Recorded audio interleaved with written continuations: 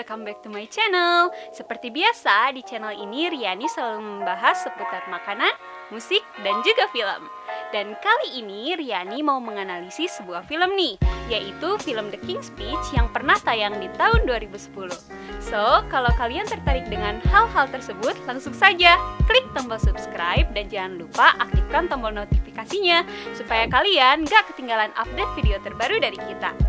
Di sini kalian akan menemukan teori-teori apa saja sih yang terdapat dalam film The King's Speech dan teknik public speaking seperti apa yang dapat kita ambil dari film tersebut. Tanpa basa-basi lagi, kita lanjut ke pembahasan yuk. Forget everything else and just say it to me. The King's Speech berkisah tentang Raja George VI yang bernama Albert atau yang sering disapa Bertie yang sepanjang hidupnya tidak pernah berbicara di depan umum. Trauma masa kecil membuatnya gagap dalam berbicara. Tapi usai kematian sang ayah, Raja George V, dan skandal pernikahan kakaknya dengan seorang wanita yang sudah bersuami, akhirnya ia dianugerahi gelar Raja George VI dari Inggris. Demi menyembuhkan penyakit gagap Bertie dan sekaligus menjadikan ia sebagai sosok pemimpin Inggris, maka istrinya, Elizabeth, segera menghubungi ahli terapi bicara yang bernama Lionel Logue.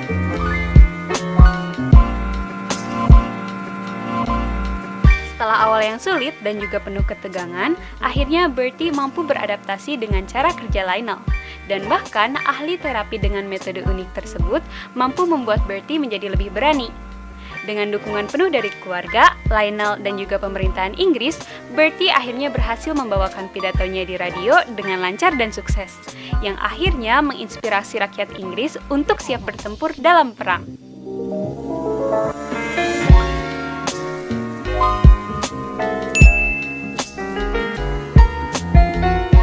Teori komunikasi yang pertama adalah teori classical conditioning atau pengondisian klasik oleh Ivan Pavlov.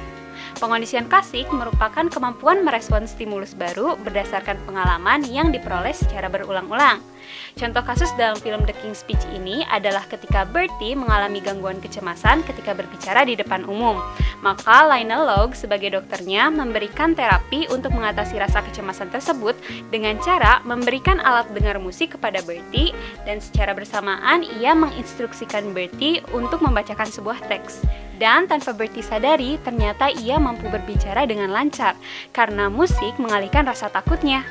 Setelah melakukan terapi secara berulang-ulang, akhirnya Bertie mampu berbicara dengan lancar tanpa harus menggunakan alat dengar musik lagi.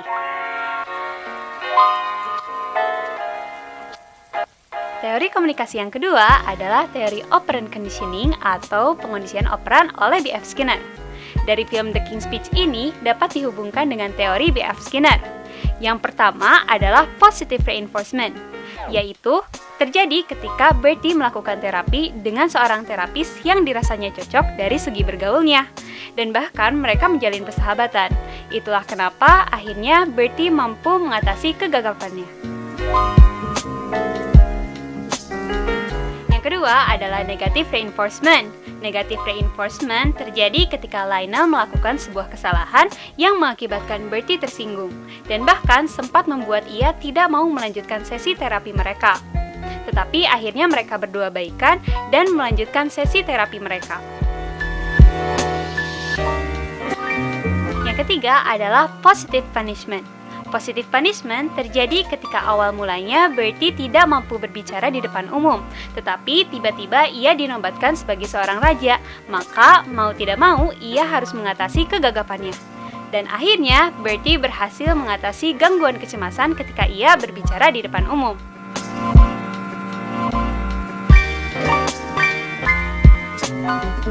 Yang keempat adalah negative punishment. Negative punishment terjadi ketika Lionel melarang Bertie untuk merokok.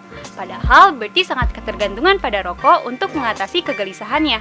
Tapi pada akhirnya Bertie mampu menghadapi segala kegelisahannya tanpa harus bergantung lagi pada rokok.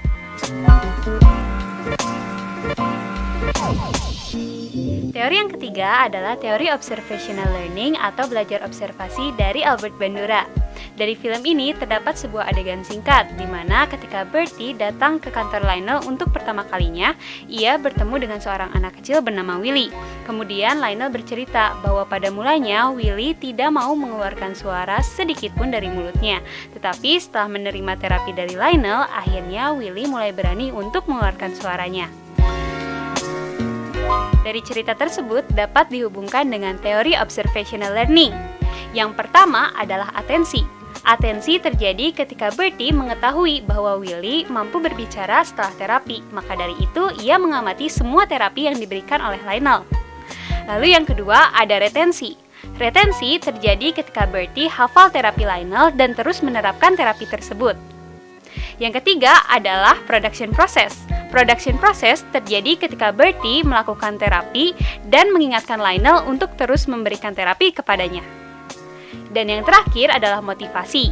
Motivasi terjadi ketika Bertie akhirnya ingin melakukan terapi tersebut secara berulang-ulang hingga ia tidak gagap lagi dan dapat berkomunikasi secara lancar.